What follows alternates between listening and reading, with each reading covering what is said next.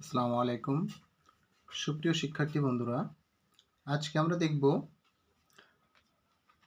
নবম শ্রেণীর প্রথম অধ্যায়ের বাস্তব সংখ্যা অনুশীলনীতে আবৃত দশমিক ভগ্নাংশকে কিভাবে সাধারণ ভগ্নাংশে প্রকাশ করা যায়।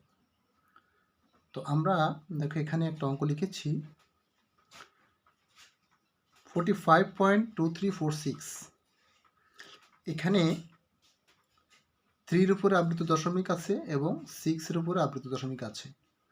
তোমাকে মনে রাখতে হবে, যদি প্রথমে এবং শেষে আবৃত দশমিক থাকে কিন্তু মাঝখানের অঙ্কে যদি আবৃত দশমিক না থাকে, সেক্ষেত্রে তোমাকে ধরে নিতে হবে যে মাঝের অঙ্কগুলোতেও আবৃত দশমিক আছে।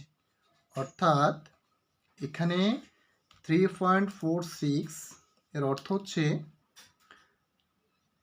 346 ইকুয়াল টু 3.46। ওকে, এখন দেখো আমরা এক্ষেত্রে প্রথমে করব কি, এটা হচ্ছে দশমিক এবং এটা হচ্ছে আবৃত দশমিক। এই সংখ্যাগুলো, এই দশমিকগুলো বাদ দিয়ে আমরা পুরো অঙ্কটাকে বসায় ফেলবো। দেখো এই যে 45236, এখান থেকে এই দশমিকটাও কিন্তু এখানে নাই, আর এই আবৃত দশমিকটাও কিন্তু এখানে আমি লিখিনি। ওকে, এবার করব কি, দেখো আবৃত দশমিকের বামে, আবৃত দশমিকের বামে ঠিক যতগুলো সংখ্যা আছে কোনোরকম দশমিক ছাড়া আমরা পুরো সংখ্যাটাকে বসাবো। তাহলে এক্ষেত্রে আমার প্রথম আবৃত দশমিক আছে হচ্ছে 3-এর উপরে, এর সর্ববামের অঙ্ক আছে হচ্ছে এগুলো। দেখো আমি এই দশমিকটা বাদ দেবো, তাহলে কত হয় 452। আমি কিন্তু মাইনাস দিয়ে দেখো এই 452 বসায় দিয়েছি। এই ক্ষেত্রে এরপরে আমরা করব কি, যতগুলো অঙ্কে আবৃত দশমিক আছে, এখানে কয়টা অঙ্ক আছে, 1, 2, 3, তার মানে হচ্ছে এটা 1, 2, 3। তাহলে কয়টা 9 পাবো, প্রত্যেকটা আবৃত দশমিকের জন্য আমরা একটা করে 9 পাবো।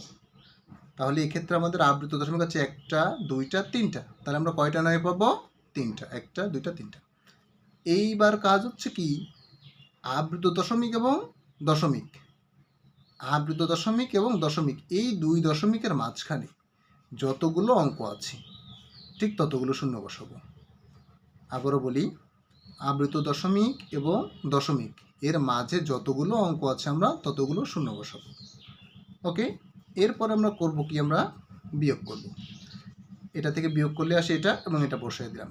দেখো এক্ষেত্রে লব বড় এবং হর ছোট, অর্থাৎ এটা একটা অবর্গিত ভগ্নাংশ। এক্ষেত্রে আমাকে মিশ্র ভগ্নাংশে পরিণত করে দিতে হবে।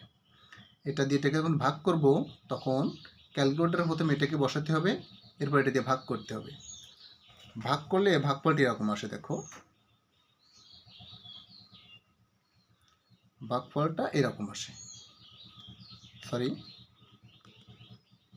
আবার করে দেখাচ্ছি।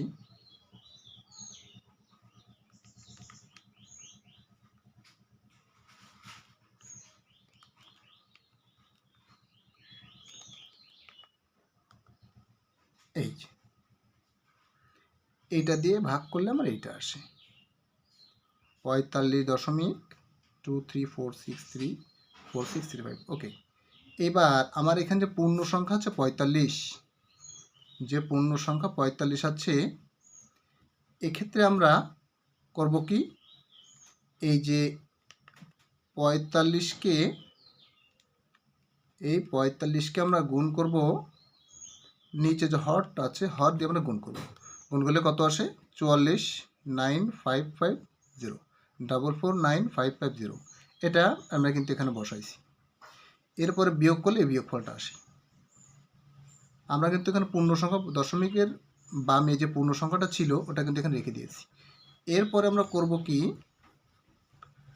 এই পূর্ণ সংখ্যাটাকে আমরা সম্পূর্ণ হিসেবে ব্যবহার করব এবং এই বিয়োগফলটাকে আমরা লব হিসেবে ব্যবহার করব এবং ভাজকটাকে আমরা হর হিসেবে ব্যবহার করব।